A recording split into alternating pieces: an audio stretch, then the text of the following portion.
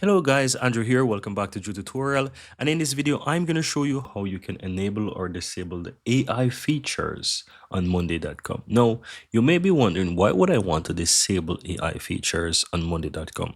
And this can be for security reasons, or it could be for reasons that you want to have control over your organization and what they use and what they don't.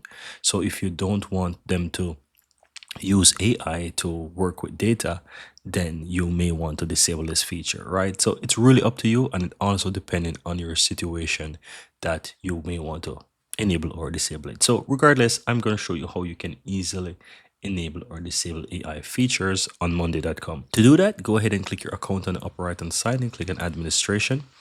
Then you want to expand the customization section by clicking on that.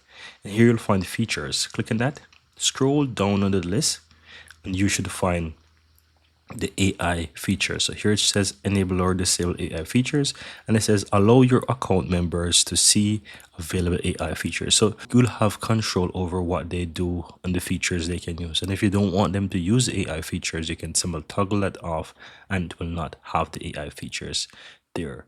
So that's pretty much it, guys. Very easy and very simple.